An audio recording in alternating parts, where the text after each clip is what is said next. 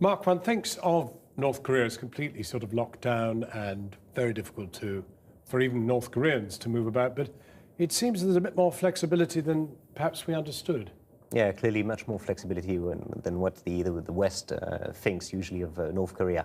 It's new, so it's not something that has been going on for years. But we have missed this change over the past 24 months, let's say. The first thing you notice when you arrive, you have traffic jams, for instance. So you have more and more people having cars. Until now, it was big streets with nobody driving in it. You see skyscrapers, big buildings, a bit like in Dubai. The difference there is that it's the army that is building these big buildings, but they do exist. But we thought the North Korean economy was on the floor. Where's the money coming from? It's again, I think it's a mistake we make. There is some money in North Korea. There is more and more private initiative. From what? Private initiative. That's really what the government is trying to push for.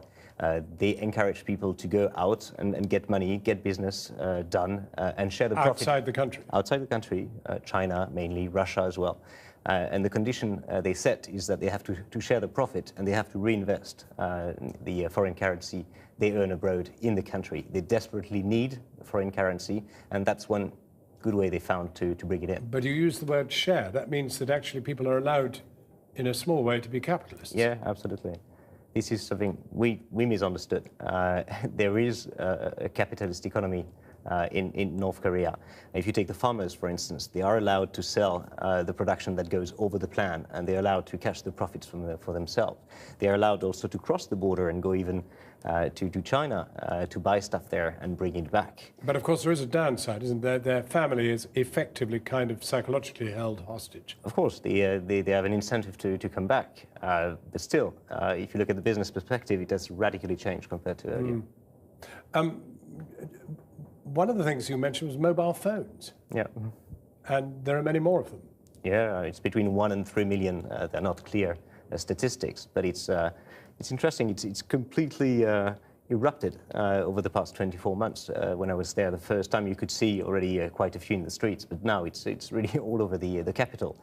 And even when you go outside the country, it sounds really strange, huh? But you see in smaller cities people with mobile phones. These mobile phones only communicate with the inside of the country, so there is no way to call somebody abroad. Nevertheless, the moment you have mobile telephony, you have a loosening of control. Depends. As long as you can control the fact that it doesn't communicate with the outside, you still keep control on it. But subversion is something which happens inside. Is there any of that? Sorry? Subversion, I mean, the sort of beginning to dispute the regime, etc., is something which happens inside, doesn't need outside. It's faster to spread things through the phone, yeah, absolutely. What about the internet? The internet is right now only limited to the capital and mainly to the universities where the students are. And it's an intranet, so it's not an internet. It's again limited to the inside of the country. No access outside. Yeah. But if you go to some ministry like the foreign ministry, they do get access to the outside world. It's not completely locked, as we believe. So is all this down to the new leader? It has changed a lot since he came to power. He has, or those around him have? I think his age, he has set a new direction for the country. So he decided to do things differently from his father. He's under tremendous pressure as well. He knows that it's not for granted that he's a country leader. He has to listen a bit more to what the people say. But he was depicted as a kind of playboy when he became the leader. I mean, it suggests that he's a bit of a thinker. He's somebody who most probably studied abroad, so he's got a broader understanding of what the West thinks. Yeah, I think he's got something in the brain, yeah. And there are no forces trying to prevent him doing this? Inside, there is the military, which is always, like in every country, trying to slow things down.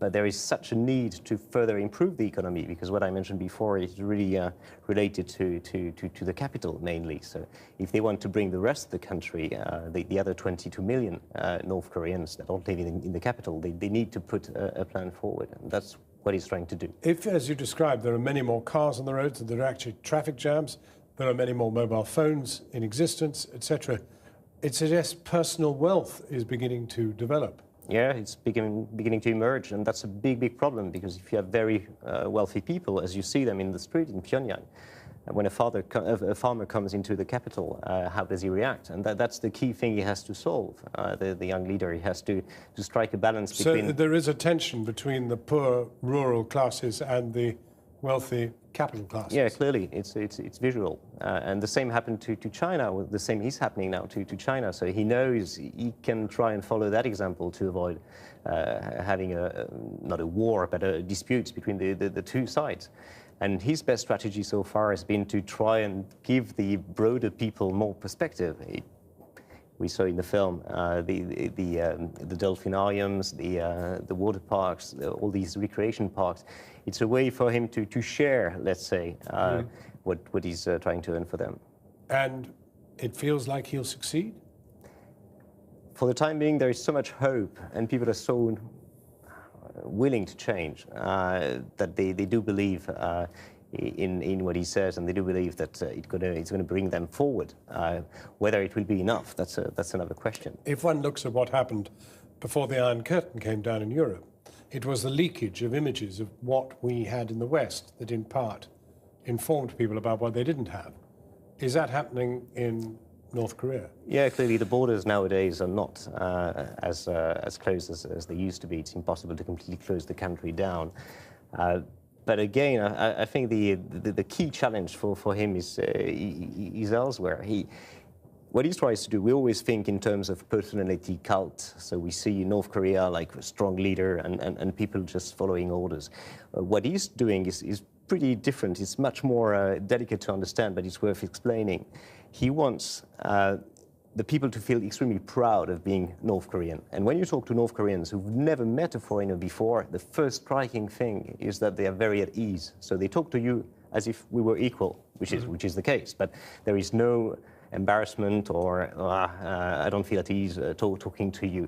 So this sense of pride is what he's trying to use to make them sustain or support or accept their current fate. They know that the economic situation of the country is not great for the moment, but he's telling them, wait, I'll show you the way and I'll bring you there. And right now we are in this phase where people believe in him, and let's see whether he can bring them forward. Mark, thank you very much indeed for talking with us. Pleasure.